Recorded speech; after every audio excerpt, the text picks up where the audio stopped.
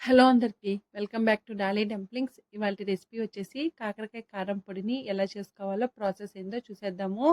చాలా టేస్టీగా ఉంటుంది. అస్సలకి మనం చెప్పే వరకు ఇది కాకరకాయ కారం పొడి అని కూడా అర్థం కాదండి.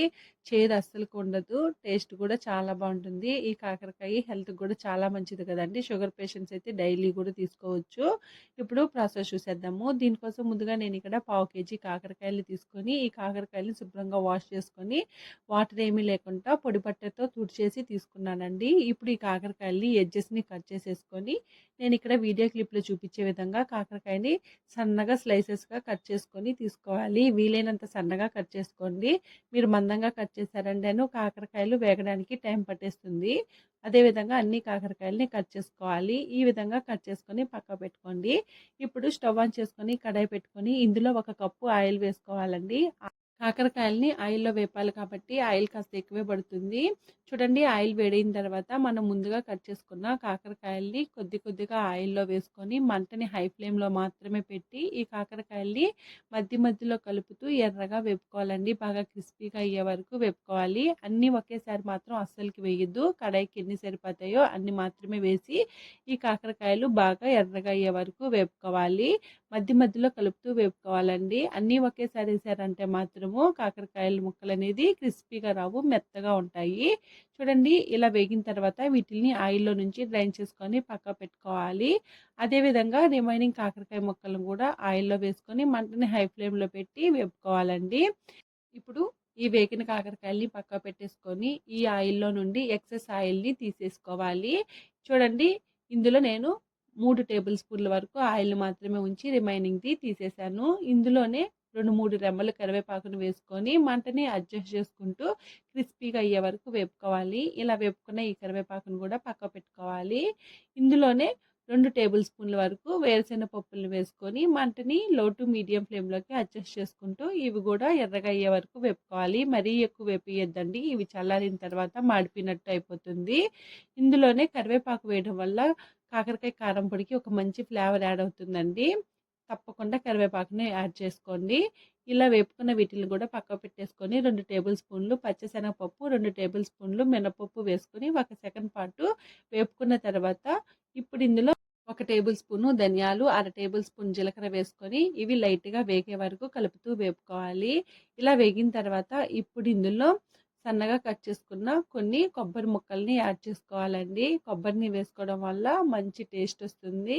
అలాగే హెల్త్కి కూడా కొబ్బరి చాలా మంచిది. ఇవి మరీ ఎక్కువ వేగాల్సిన అవసరం లేదండి. కొబ్బరి ముక్కలు లైట్గా వేగితే సరిపోతాయి. ఇప్పుడు ఇందులో ఒక పావు కప్పు వరకు తెల్ల నువ్వుల్ని యాడ్ చేసుకోవాలి.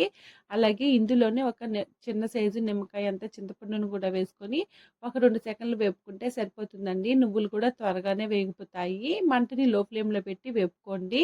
ఇప్పుడు ఇలా వేగిన ఈ దినుసుల్ని స్టవ్ ఆఫ్ చేసేసుకొని పక్కకు పెట్టుకొని ఇవి పూర్తిగా చల్లారిన తర్వాత ఒక మిక్సీ జారుని తీసుకొని మనం వేయించి పెట్టుకున్న ఈ దినుసుల్ని ఈ మిక్సీ జార్లోకి వేసుకోవాలి. అలాగే మనం ముందుగా వేయించి పెట్టుకున్న కరివేపాకు, వేరుశనగ పప్పుల్ని కొన్ని పక్కకు పెట్టేసుకొని కొన్ని వేసుకోవాలి. ఇది ఆప్షనల్ అండి. మీకు కారం పొడిలు అక్కడక్కడ తగులుతూ ఉండాలంటే కొన్ని వేరుశనగ పప్పుల్ని పక్క పెట్టుకోండి.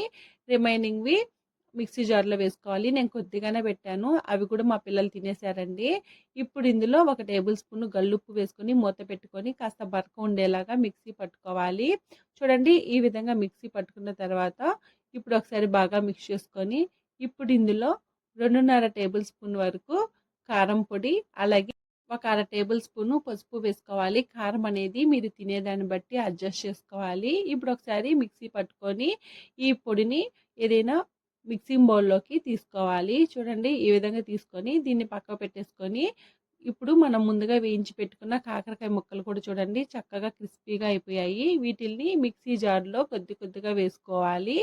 ఇలా వేసుకున్న తర్వాత ఒక్కసారి మిక్సీ పట్టుకొని చూడండి, ఈ విధంగా కచ్చాపచ్చాగా మిక్సీ పట్టుకున్న తర్వాత ఒక 10 కానీ 15 కానీ వెల్లుల్లి రెబ్బలు వేసుకొని మూత పెట్టుకొని కాస్త బరక ఉండేలాగా మిక్సీ పట్టుకోవాలి. ఇలా మిక్సీ పట్టుకున్న ఈ మిశ్రమాన్ని ఒకసారి బాగా మిక్స్ చేసుకొని మనం ముందుగా తీసి పెట్టుకున్న ఈ పొడిలో వేసుకోవాలి. ఇలా వేసుకున్న తర్వాత మనం ముందుగా పక్కకు తీసి పెట్టుకున్న కరివేపాకు, వేరుశెనగ పలుకుల్ని ఇందులో వేసుకొని, ఇక్కడ నేను వీడియో క్లిప్‌లో చూపించే విధంగా చేత్తో బాగా మిక్స్ చేసుకోండి. చేత్తో మిక్స్ చేసుకుంటేనే ఈ కాకరకాయ పొడి అనేది బాగా కలుస్తుంది. లేదంటే అక్కడక్కడ సరిగా కలవకపోవడం, అలాగే ముద్దలు ముద్దలుగా ఉంటుందండి. ఇలా బాగా మిక్స్ చేసుకున్న తర్వాత సాల్ట్‌ని కూడా అడ్జస్ట్ చేసుకోండి. ఈ స్టేజ్‌లో సాల్ట్‌ని కూడా యాడ్ చేసుకోవచ్చండి. అంతేనండి. ఇంక దీన్ని ఏదైనా ఎయిట్ డబ్బాల్లో స్టోర్ చేసుకుంటే 1 మంత్ వరకు ఫ్రెష్‌గా ఉంటుంది. అలాగే ఫ్రిడ్జ్‌లో పెట్టుకుంటే ఒక 2-3 మంత్స్ వరకు స్టోర్ చేసుకోవచ్చు. చాలా బాగుంటుందండి. మీరు కూడా ఈ కాకరకాయ కారం పొడిని తప్పకుండా ట్రై చేసేయండి. ఇది వేడి వేడి అన్నంలో చాలా టేస్టీగా ఉంటుంది. చూసారు కదా కాకరకాయ కారం పొడిని ఎలా చేసుకోవాలో ప్రాసెస్ ఏందో. ఈ వీడియో మీకు నచ్చితే లైక్ చేయండి, షేర్ చేయండి, కామెంట్ చేయండి. అలాగే మరిన్ని రెసిపీస్ కోసం మన ఛానల్ని సబ్స్క్రైబ్ చేసుకొని నోటిఫికేషన్ సింబల్ని ఆన్ చేయండి. Thank you for